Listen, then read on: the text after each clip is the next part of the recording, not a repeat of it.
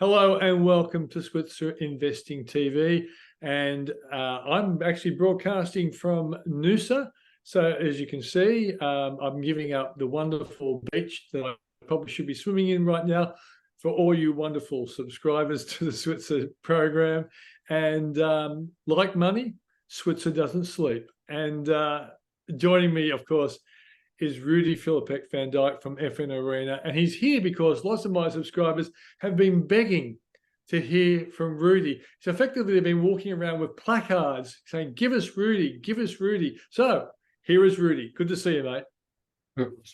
Just to avoid any miscommunication, when you say he's here, I'm not in Noosa. I'm simply I'm simply in Sydney. Someone has to be in Sydney. All right, mate, Yes. let's kick off. I know people don't want us to muck around talking too much. They want to hear some of your great pearls of wisdom.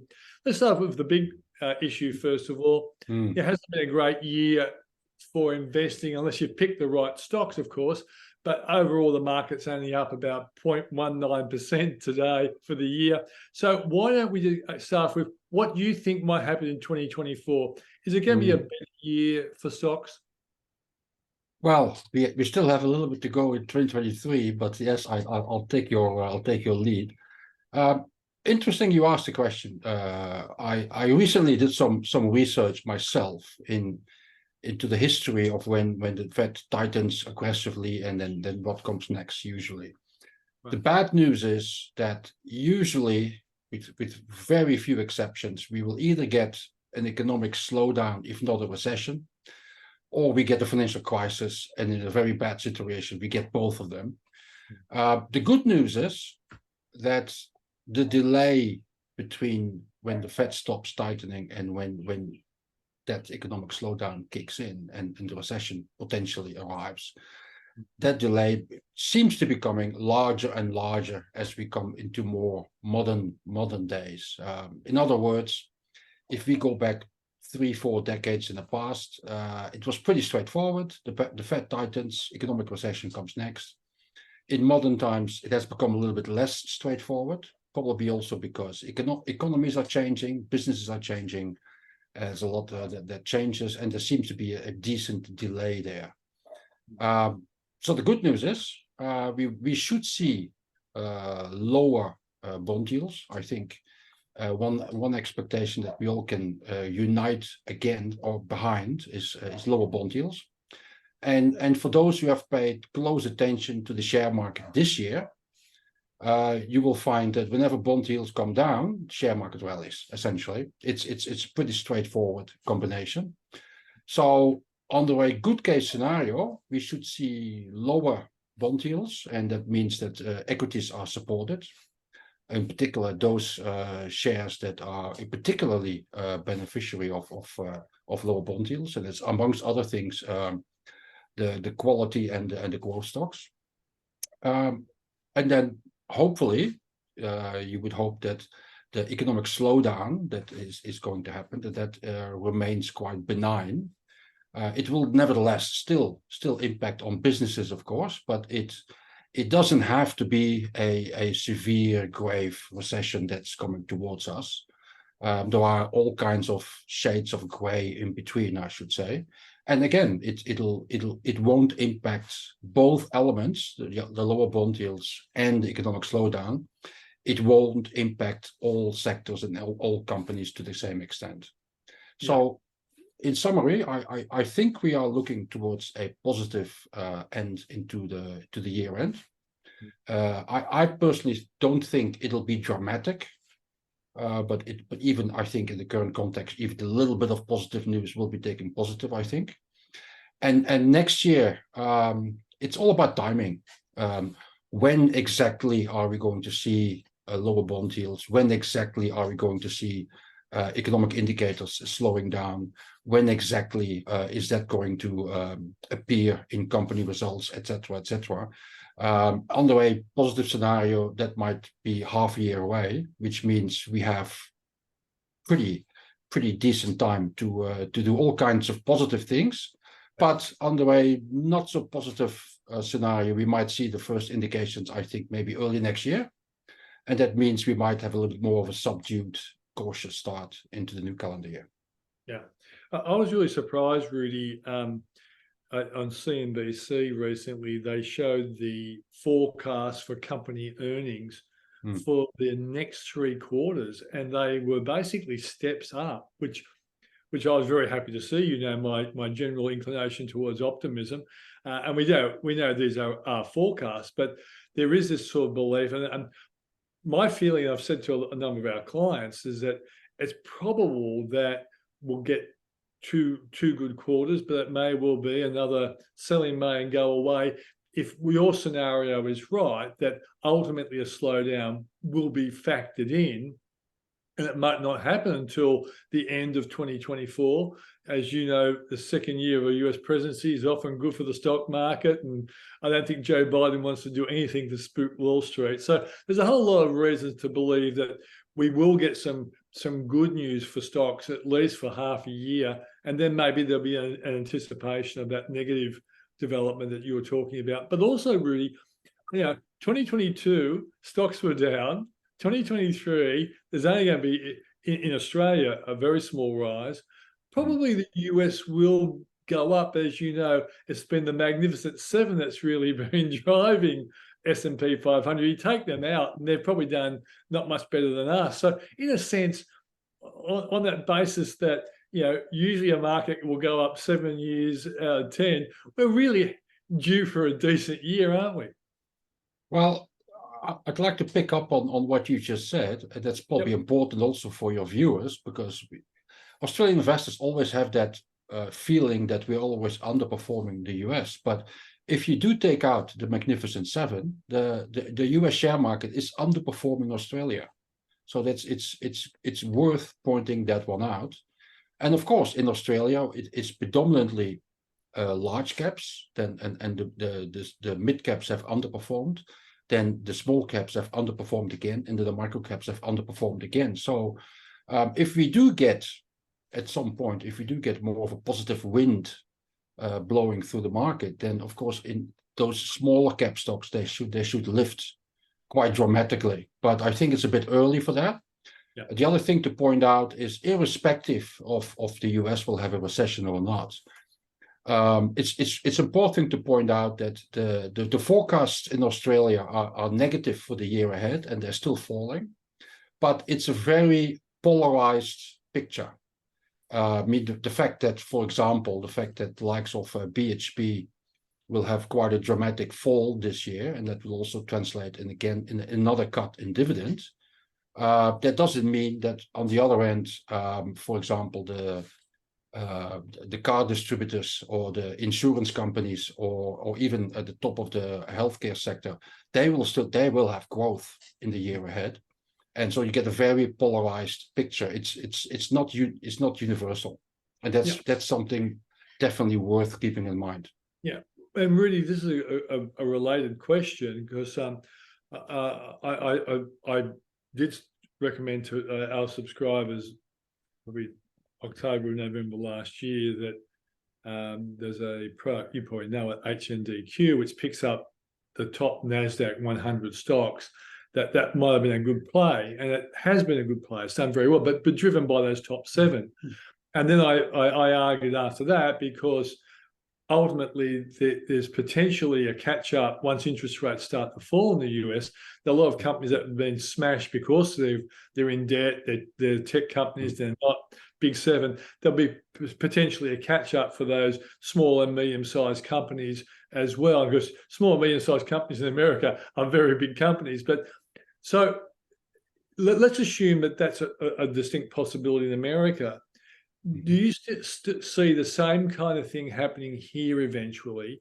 And could they make up for the fact that BHP, the miners, might pull back, that the net effect of the companies that have been left behind can actually at least give the index a decent rise, if it's not going to be a massive rise, because a massive rise would come from big cap and small cap all going up at the same time.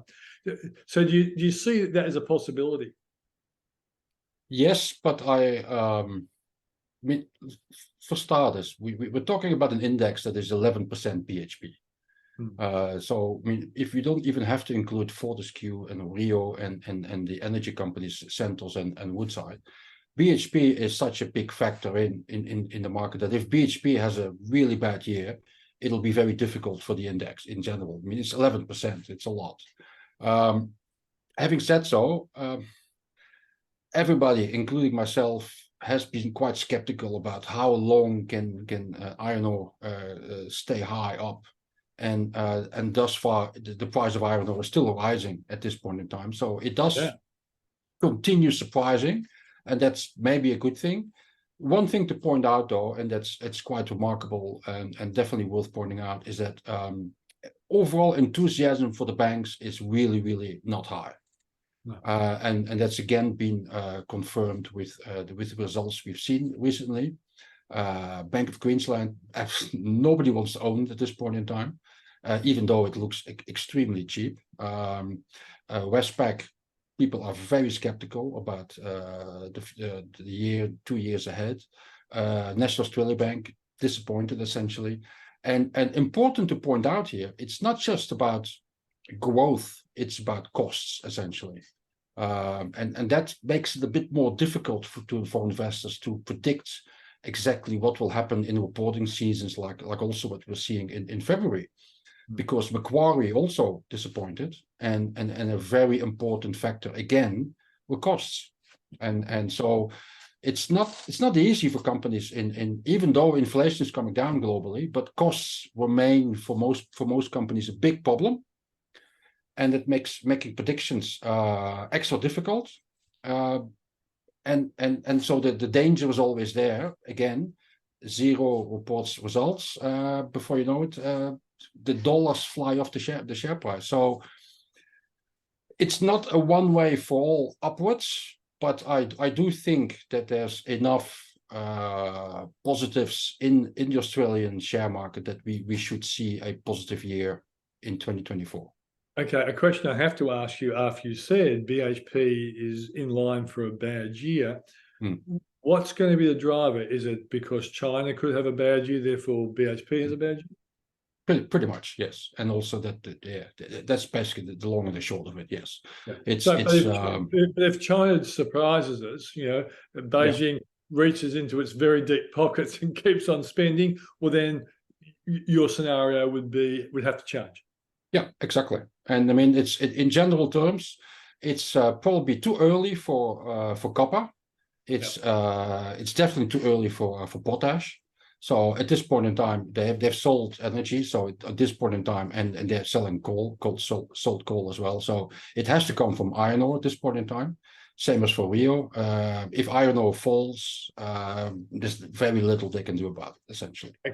Okay, that's enough for us high order market guesses and whatever. Let's get to what people really want you to talk about, individual stocks. And let's just start off with Macquarie. You've already said that. Your own website says that the consensus is about I get about 11% rise, and I think the most optimistic was Morgan Stanley with about a 23% rise for Macquarie. Do you agree with the experts you survey? Yeah, sort of. In a broad sense, yes. I think we shouldn't get bogged down into the exact numbers they put forward, but I think the general thesis, and I own Macquarie shares, so I've no intention of selling them here. I think they look cheap, but they also have headwinds. Again, green investments are out of favor at this point in time. Financial markets, it's essentially are not helping. I mean, the commodity markets have performed really well in the past for Macquarie. They are making inroads in mortgages here and stuff like that, but that's not really going to change the dial. I think with a stock like Macquarie, with a company like Macquarie, you just have to take a longer term view. You have to take the view that every company will have a little bit of headwinds at some point, and they will overcome that, and they will rise again. So you just take a longer term view. And I think that's essentially what those analysts are doing as well. You count on the past legacy track record. You obviously forecast no great disasters ahead in terms of economic growth next year, because that would change the picture. But if you don't take that into account, you trust on the fact that the millionaires factory will will straighten it out basically. Then I mean, and in the meantime, you buy them when they're cheap and you collect the dividends. Yeah. Let's go to one that I think was more popular probably 6 months ago, namely Ramsay. Nowadays, the consensus rise is about 9%. The most optimistic is probably Morgan's at 24%. What do you think? Is Ramsay going to take a lot longer to rebound than we might have hoped 6 months ago? Yeah, I think Ramsay is one of those. I mean, in a strict sense, we can say that healthcare very uncharacteristically has disappointed post-COVID. There are multiple factors for that, but one factor again is costs. So the healthcare sector has been particularly hit with costs. They couldn't escape, and Ramsay is one of the victims of that. I think. I used to be a big fan of Ramsay years ago. I've gone off. I think the franchise is under pressure. Government policies, the sector is changing, etc., etc. There's too much debt as well. There's just too much happening for them to have a sustainable growth path, I believe. Ramsay has been one of the stocks that has been consistently been put forward by a lot of fund managers and investment experts as the post-COVID beneficiary. And I've been very skeptical about that, and I think so far my skepticism has been confirmed. I think I'm not a big fan of Ramsay, to be honest. Even if they sell their Asian asset and reduce their debt load, there's so many challenges still, and they really in between France, England, and domestically here. For me, it's too complicated, the story. I think the better part of that growth story is well behind us in the past. Okay. And you sort of in a very simplistic sense, if you open up a price chart of the past 10 years, you see that in the price chart basically. Yeah. Let's stick in the health area. ResMed under challenge from this miracle drug that will turn all Americans into people like you, Rudi. You never carry any weight. Have you been on this miracle drug your whole life?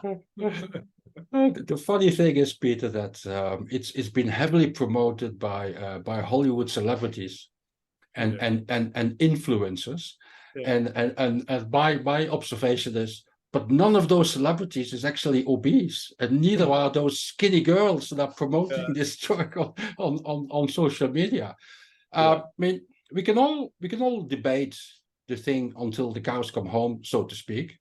In a very simplistic sense, my comparison is in 2015, 2016, when Amazon was coming to Australia, and share prices in the likes of JB Hi-Fi, Harvey Norman, and other retailers were sold off quite heavily.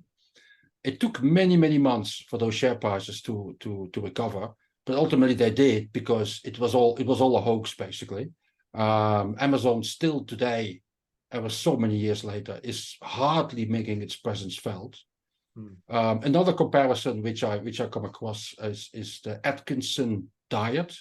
Yes. That in the US at some point did similar. Basically, share prices at McDonald's and other companies were sold off heavily, and it took quite a while for them to recover. I'm pretty confident that we are experiencing something similar here. We are all of a sudden suggesting that everyone is just taking a pill every day, and we lose all the kilograms, and we have no ailments anymore. And it's nice for a science fiction novel, but I'm with you. I'm not so sure on the realistic projections here. I mean, in the meantime, the share price is so low that I can't come across an update by a fund manager or a portfolio that I see, and they all have stacked in ResMed these days, and they're all saying that it's too cheap. It doesn't mean that the traders will stop playing silly bugger. Every time there's news out, they will sell off the share price by a few percentages. I think that's a given, but it's a process. As we gather more data, we become more comfortable with the fact that I mean, there's plenty of experts around that assure us they are complementary. people will start taking those pills and they will go on the CPAP machine. Yeah. The one thing that I think is worth highlighting here is that the next model of the Apple Watch is going to diagnose people with sleep apnea and is going to refer them to the GP and saying you should consult your GP because you need a CPAP machine, essentially. Mm-hmm. Now, I cannot see how that will not benefit ResMed. Yeah. Just putting it out there. I mean, I'm a shareholder. I have at no point have I thought of selling my shares. No. And I'm just going to hold on to them. And at one stage, people will look back over their shoulder and they go like, my goodness, weren't we all a little bit stupid by doing what we did in 2023? And also, Rudi, I can't get out of my head that, I'm relatively thin as well, but Maureen tells me I snore. So, I wasn't even going to go there, but yes, you're absolutely right. I have had subscribers contacting me and saying the same thing. I have a CPAP machine and I'm not obese. Yeah, and exactly. That's right. Let's go to another one that you and I both like. That's under challenge, is CSL. Do you think it's also going to have an eventually be forgiven by the market and they'll start buying it again? Peter, I'll tell you one thing, which really has surprised me over the past 5-6 months, year or so. What surprised me is that people's view on a company like that is predominantly, if not 100%, formed by the share price. And if you read and listen to any investment expert, legend, whatever, the share price is the last thing you should be worrying about. I mean, you should worry about the company and what it does and what its prospects are. And if that remains intact, the share price will take care of itself. Now, having said so, I'm a long-term shareholder. I'm a long-term analyst of CSL. I've been a long-term supporter. It's the largest holding in my portfolio. So anyone out there who feels the pain will feel the similar pain as I do. I've bought extra shares, and in hindsight, that was too early because it kept on falling. You know what? You simply have to accept at times that bad things happen to great companies. That's the share market. And I could talk about until the cows come home about what I think has happened, but it doesn't matter. What the situation is here and now is that we have a great company which is going to grow double digits in years to come. And the share price now is a lot lower than where it was. So all else being equal, that should be a great entry point. And if not, if you want to go back and get back at the market, you don't sell your shares, you buy more shares. Yeah. And that's my view about a great company that has made many people a millionaire, that put $3,000 in the IPO and kept them. I'm not saying that you will be a millionaire if you keep the shares from here onwards, but it should still, in particular after the de-rating it has undergone, it should be a great investment. And I can't help but noticing that it keeps on ticking up every day now from a price point, which to be honest, I didn't think I would see it anytime soon. But we've seen it, and it means that it also aligns with my view that if it hasn't happened yet in your career, it means that either you haven't been paying attention or you're not in the market for long enough.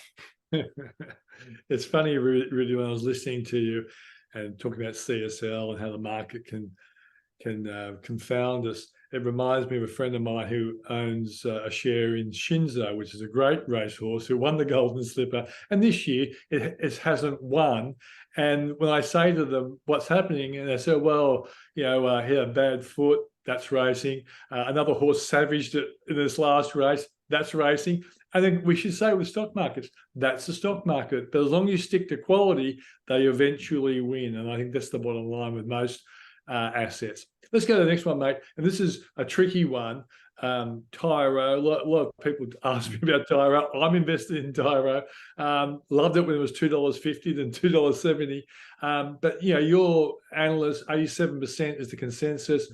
The 106% Ord Minnett. 5 out of 5 analysts like the company. It really is struggling. Have you formed a view on whether this company will eventually live up to the analyst expectations? Yeah, I think Tyro, I mean, in all honesty, I don't follow it that closely. Also because I'm usually extra cautious when it's consumer spending. In particular, in the phase where we're in, I mean, the RBA just tightened again, and economists are forecasting that there might be another one in February. So that process locally might not be over yet. And anecdotally, I see a lot of pain in the economy. I mean, and that's apart from the fact that businesses obviously suffer when something like Optis is no longer operating. Yep. But anecdotally, I see a lot of suffering in the economy. May not necessarily be on the east of Sydney with the boomers, but everyone else is doing it tough. And I think a business like Tyro, I can't help but thinking that whole recovery and that growth story that somehow has to be, and I think it probably has been impacted. So I think if you're counting on, which essentially is still a small cap company. I mean, I know it's gaining market share where the banks don't go and all of that, but it's essentially still a small cap company. I think you have to be, at the very least, you have to be patient, I think. And it's as we should know, it's so much easier to develop your strategies and your turnarounds and your businesses when the economy is just firing on all cylinders. And when that's not happening, it just becomes more difficult. You don't even need increased competition. It's just the overall context. So I think they're in that part of the market, I think, where at the very least you have to be patient and don't count on miracles happening. Okay, let's go to lithium now, mate. It's a commodity that was fantastically chased. Yes. Now it's oversupplied, and of course, as you pointed out, environmental type investments aren't as popular. Macquarie's experienced a problem there, but you know, a company like PLS and also Liontown, like, you know, Gina was buying this around $3. You know, she didn't invest that money on the basis that there's no future for lithium. A, do you think there's a future for lithium? And therefore are good companies like PLS, Pilbara and Liontown effectively in the buy zone for the patient investor? Okay, there's a reason why I prefer industrial companies. Yeah? And I've for example, I've recently been saying to people, if you want to play the theme of electric vehicles, maybe you should look at the novated leasing sector in Australia, the likes of Smart Group, Macmillan Shakespeare, SG Fleet. Yeah. And the reason for that is they are direct beneficiaries of the shift towards more electric vehicles, and they should see that because it's nominal. I mean, the average electric vehicle costs more than the average ICE. I mean, like the old cars. Yeah. And since that is done through employers, I think that should be a lower risk profile, and they haven't even started marketing that, but they are taking market share already. Yeah. So that's basically the pick and shovel providers that give it to the gold miners. The old story that you buy the pick and shovel and not the gold miners themselves. Yeah. The problem I have with commodities is that even though, and you see that for example this year with copper, even though the long-term outlook looks really good, in the short term, you can fall into a heap. And that's happens with all commodities. I mean, I know we're going now through a period where we have higher for longer in iron ore, but I remember the days when iron ore cost $20 US per ton. Yeah. I mean, and they would go to 18 and that was a disaster. Or they went from 22 to 20 as well. So it simply doesn't go in a straight line. And people have been getting enthusiastic about copper earlier in the year. And that was arguably, again, too early. Copper's time will come, but it might still be 2 years out. And the same for aluminium, nickel. They all go through cycles. And where I get a little bit more cautious is when I see everyone getting excited. And everyone is in lithium at some point, and the prices run up really high. And it's good because it doubles, it triples, and you get a lot of gains. But 3 months later, everyone is crying in their handkerchief, and man, and it's Vegemite on bread instead.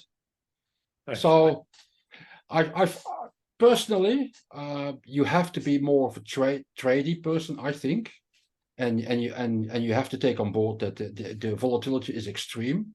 Having said so, if I recently saw a few fund managers on stage giving their stories, and basically their view was you buy them when they're down, and you ignore the volatility that comes towards you, because as you suggested, at some point the dynamics will change again. It might still be 6 months out, but it will change again, and then again those share prices will fly. And it's better to be on board before that happens than having to chase the momentum upwards. Yeah. But you may have to be patient with those sectors, because and there's always that element of unpredictability in there. Okay, mate. One last one. And it's an interesting one. And a lot of people hold this stock and they bought it because it was really well priced and it went off the boil. And that's A2 Milk. It went off the boil. And that's a nice little line. Consensus on that is 39%. And Ord Minnett says 87% high, and 5 out of 5 analysts like it. So it's a good story. I'm figuring when more and more Chinese tourists come back, they'll start going to the chemist shops and filling up their bags again. But what's your view on A2 Milk, mate, just as a company? Again, I did, maybe you remember, I did own this at some point, but that's really a long time ago. I think similar as with Ramsay Healthcare, I think it's fair to say the golden years, they're behind us. So they really have to basically start from scratch here. The dynamics in China, very important, the dynamics in China have changed. Like the Chinese are getting, again, less and less younger growth in the young population, basically. And that increases the competition. I mean, there's a few producers that have pulled out of China. It's too tough for them. The reason why the analysts are probably positive is that arguably the share price is too low here. But people who count on that turnaround, they might have to be patient, to be honest. I think these things often don't go in a straight line and don't go easy. And once a company gets a bit into struggle street and they like have to change a lot of things and et cetera, things don't go that quickly. And so I think, I mean, it's not that the company itself is now all of a sudden like a really bad company or anything, but the dynamics generally are less supportive for them, and they have been less supportive now for a while. I do think they'll come back and they will start growing again, and people will get reasonably back exciting about them, but it won't be back to the olden days. I don't think we will see that anytime soon. Okay, one last question, and this one's not planned, but listening to you, I figured a lot of my people watching this program will say, well, what is the one stock that Rudi really likes now for 2024? What is the one? I think I used to call it the Rudi Filapek-Vandyck destroyer, didn't I, in the old Sky Business Channel days? So which one do you really think looks like really good value, given the fact that maybe the market has hit it pretty hard? Which one do you think is going to make you look like a genius come this time next year? Well, I don't think there's anything wrong with CSL, for example, with Macquarie, which we just mentioned. But let me give you a few ideas. Like one of the companies I own, and I think it's undervalued here, is IDP Education. Yeah. And the reason why it's not moving much is because people are afraid that their UK competitor is taking market share, essentially, or too much market share. I think that's, again, just like with Resme, it's grossly exaggerated. And at some point that will come to the fore, I think. If that's not in February, then maybe next August. Another idea is, and also on this idea that it's not necessarily because a company has performed well to date that it can't perform in the future. Technology One is yet to report their numbers, and most people would look at the share price and see, oh, can't possibly buy that because it's too expensive and all of that.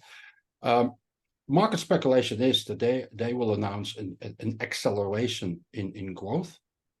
If that happens, then today's share price will look like a bargain. And that also, I mean, of course, I am a shareholder, but I bought some extra shares on the pullback this year. And obviously it's music to my ears that they will report an acceleration in growth. It's not like they didn't have growth in the first place. So those are two completely different ideas. And in the slipstream of a technology one, I'm still a big fan of for example REA Group. It's falling on their results, but that's a small loss. They might, and they expect an acceleration in listings. And if that comes through, today's share price again will look relatively cheap in hindsight if that comes through. And there's obviously companies like a Hub24, for example, which is gradually distinguishing itself as the market leader in that smaller end of the market from the platforms. Again, if they keep growing like they are and taking market share, the share price, all else being equal, will be higher next year, the year after that. But again, just like with lithium, it won't go in straight lines. And with some of those stocks that are already trading on high valuations and all that, the market will always have volatile periods, and I think you should have those stocks on your radar. Like one of the stocks I do not own anymore, and I'm constantly looking for it. Like I'm going like, please sell it down at some point. It's Pro Medicus, for example. It's one of the growth stocks on the share market, and I stupidly at some stage I was worried about its valuation, so I sold it, and I never have seen a chance to get back on board. So I'm hoping actually that we will get a very big recession in the US, and they all sell Pro Medicus off, and then I can get back on board. Oh, okay, well, I hope you're wrong there, Rudy. I don't want any recessions anywhere. Mate, as always, it's fantastic for us to hear your observations. Thanks for giving us the time. That's the show for this week. As I say, we're quite lucky to have, or very lucky to have Rudy with us.